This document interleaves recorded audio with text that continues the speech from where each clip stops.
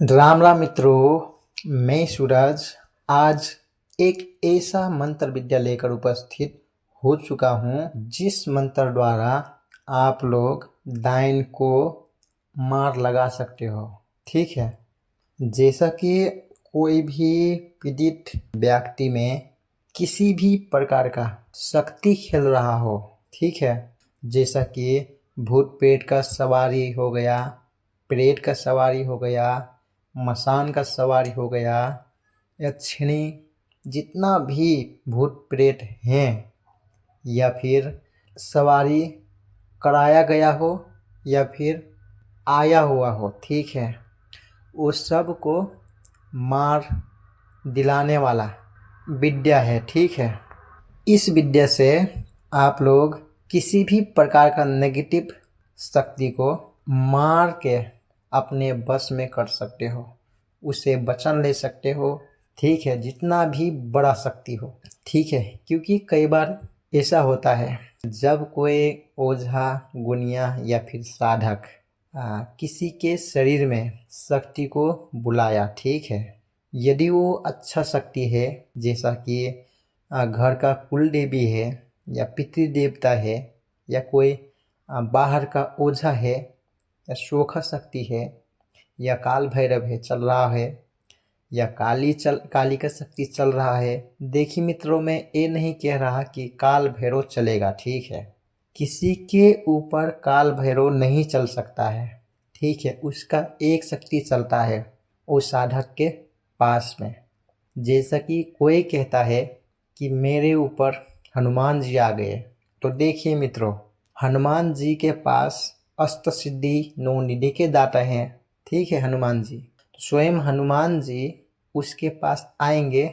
जैसा कि मान के चलिए, जब बाली ने हनुमान जी को युद्ध के लिए ललकारा था तो हनुमान जी तैयार हो गए थे। ठीक है, तब जाके जब ब्रह्मा जी ने हनुमान जी को बोला आप अपने शक्ति का सिर्फ 10% ही लेकर जाइए युद्ध में। फिर क्या हुआ मित्रों, जब हनुमान जी अपने शक्ति का सिर्फ 10% ही लेकर गए और 90% जितना उनके पास शक्ति था वो अपने आराध्य देव के पास छोड़कर गए थे। ठीक है, लेकिन जब वे युद्ध के मैदान में गए तो जब बाली के सम्मुख गए, ठीक है, तो क्या हुआ, बाली के पास ऐसा एक तंत्र विद्या बोले या मंत्र विद्या बोले या शक्ति था, ठीक है, जो उनकी अगले वाला योद्धा के आधा बोले तो 50% शक्ति समाहित कर लेता था। ठीक है, तो जब हनुमान और बाली का युद्ध होने लगा तो बाली का वो शक्ति जो बाली के पास था, वो शक्ति हनुमान का शक्ति को सोचने लगा। जब सोचने लगा तो सिर्फ 10% का शक्ति था हनुमान के पास।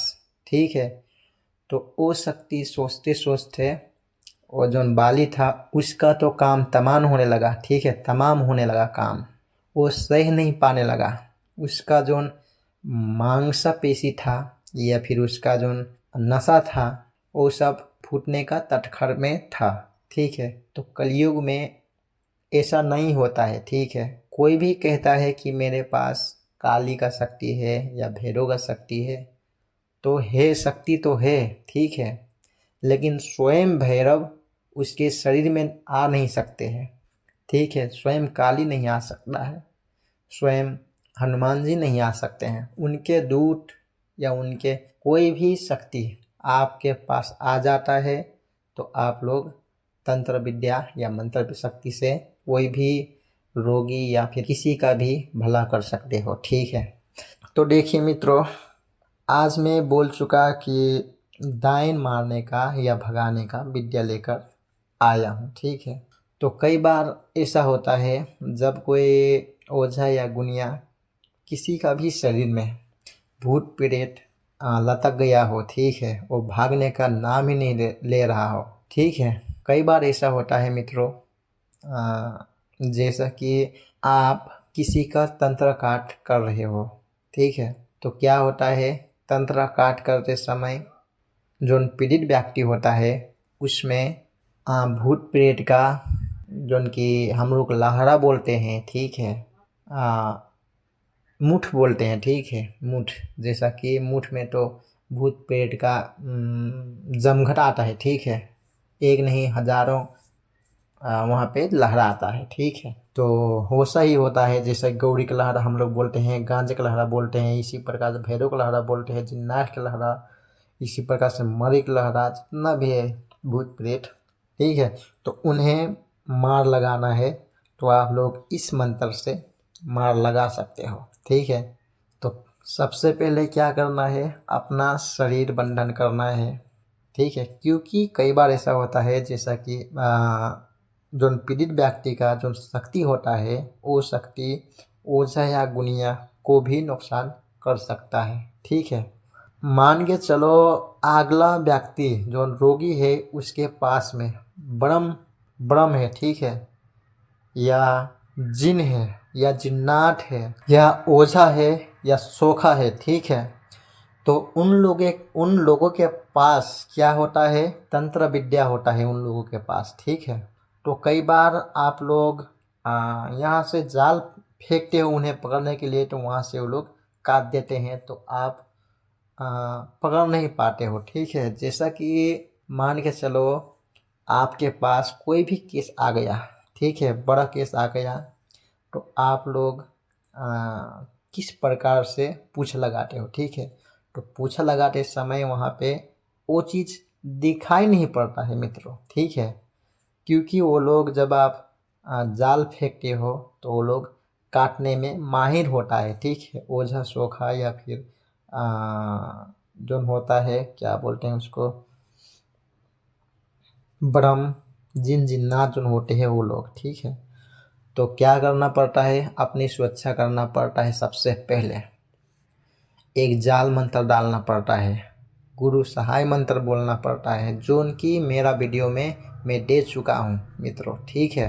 तब जाके क्या करना है, कोई भी पीड़ित व्यक्ति को जो कि भूत प्रेत से मजबूर हो, ठीक है, तो उन्हें नहा धोकर, ठीक है, नहा धोकर शुद्ध से अपने आगे बिठाना है, ठीक है। बिठाकर फिर आपको दायन बुलाने का मंत्र बोलना है वहाँ पे 3 बार, और चावल हो गया या पीला सरसों हो गया या मिट्टी हो गया या फिर राख हो गया, ठीक है, जो उनकी आग बालते हैं ना रसोई घर में, तो वहाँ से थोड़ा सा राख लेना है, ले आना है और उससे मारना है और पलट जाना है, ठीक है।